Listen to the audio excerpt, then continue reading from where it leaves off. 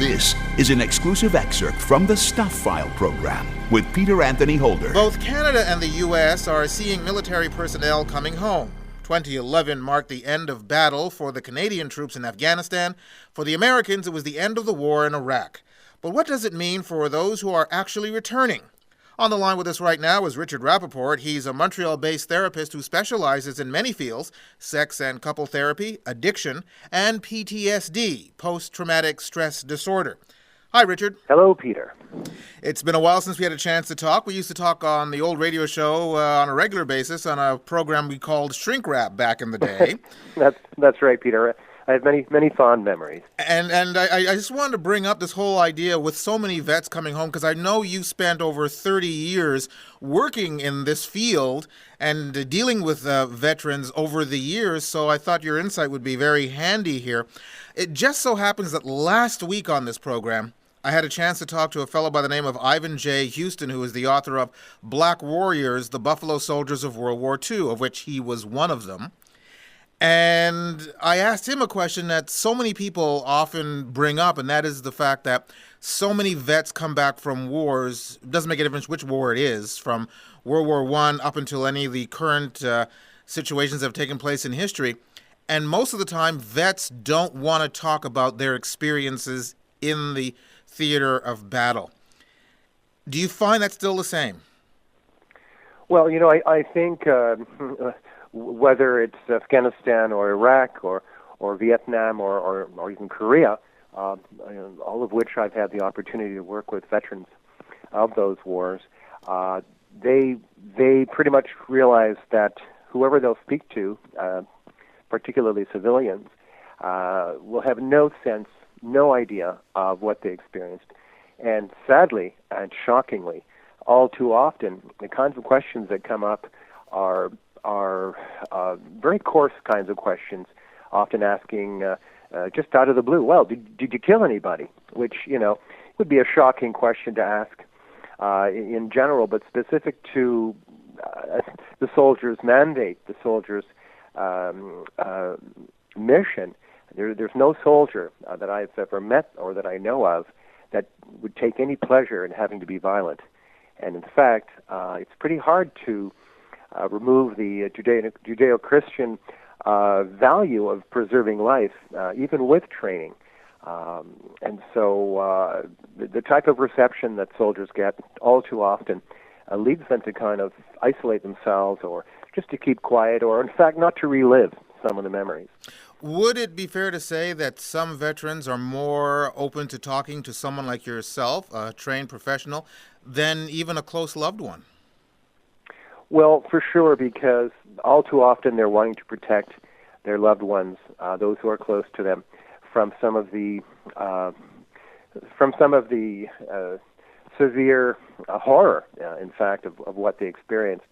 Or sometimes they feel that they're not justified in sharing that stuff, in what they may see as complaining, because it doesn't always translate easily.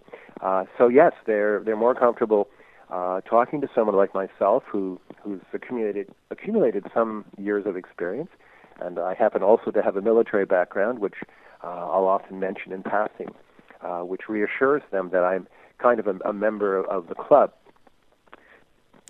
I would assume that, because as you mentioned, one of the things people tend to ask of military personnel when they come home is, did you actually kill someone? And as coarse as that is, it almost seems like the natural question to ask, even if it's not politically correct. What would be some of the things that would surprise the general population when it comes to what some of these vets would want to talk about as far as their experience is concerned? Well, they oftentimes want to talk about their feelings, because I can think of an example where one of my clients was ordered to shoot the enemy and did follow orders, but to this day, at least at this point, it has serious regrets at having to do so. It's still taking a life. I can think of one fellow with whom I've worked, who is a real tough guy. He's to me, the epitome of a military man. And he was asked by his physiotherapist this type of question. Did you experience some really bad stuff over in Afghanistan? Actually, this was in Bosnia, and this fellow decided to tell the physiotherapist exactly what he did experience, and it's actually a tale so horrible that I can't quite shake it from my mind. But the physiotherapist, I think, learned from that point on not to ask too many questions.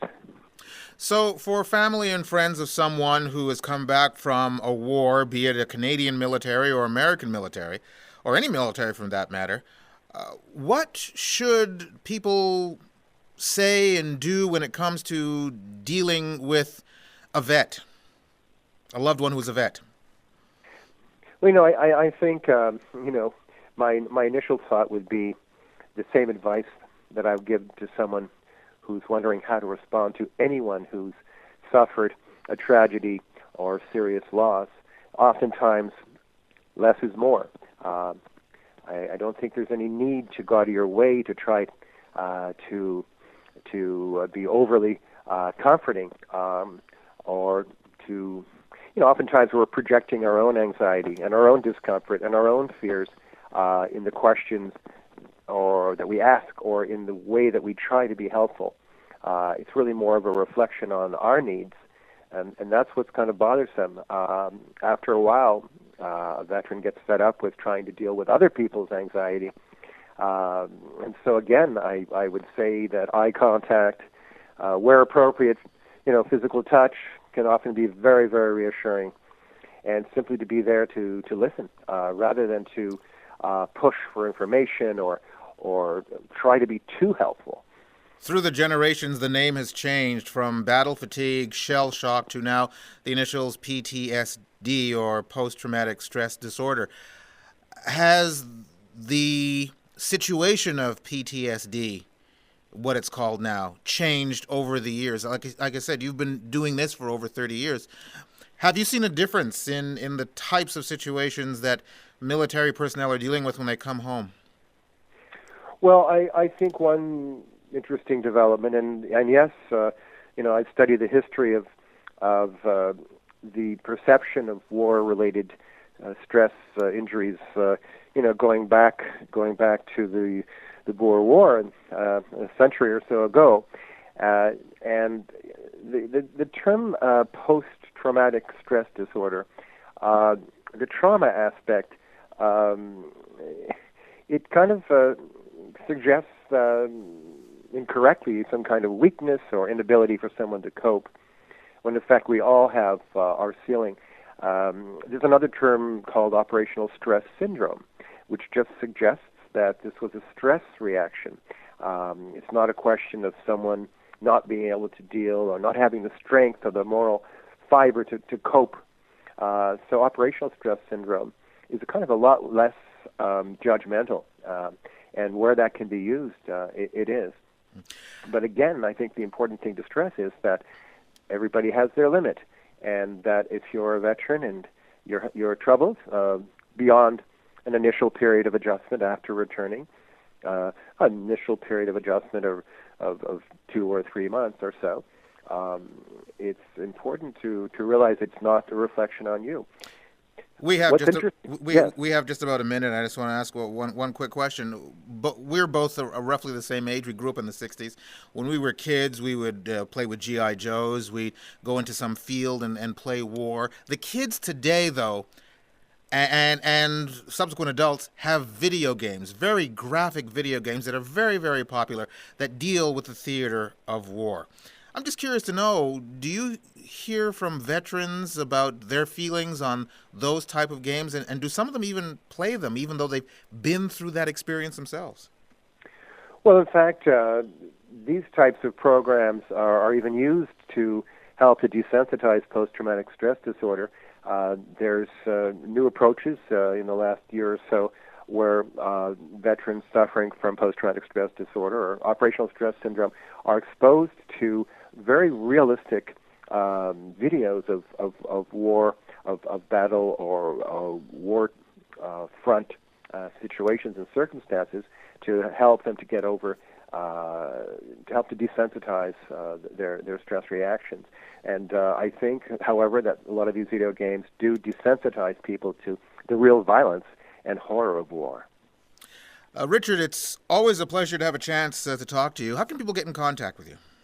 Well, I'd be very happy to have them contact me through telephone, which could be area code 514-378-1836, or they'd be welcome to contact me through Google. It's Richard Rapoport, Rapoport. If I can be of any help to veterans or their families, it would be an honor and a pleasure. Thank you very much, sir. A pleasure, Peter. Therapist Richard Rapoport. For links to finding Richard, you can go to my website at thestuffile.com. Just click on the What's On page for this show, which is show number 0124, and you'll find the information. You've just heard an exclusive excerpt from the Stuph File Program with Peter Anthony Holder. To hear any or all of the full hour-long shows, visit thestufffile.com. Stuph is spelled S-T-U-P-H. That's thestufffile.com. A presentation of Flying Fish Communications.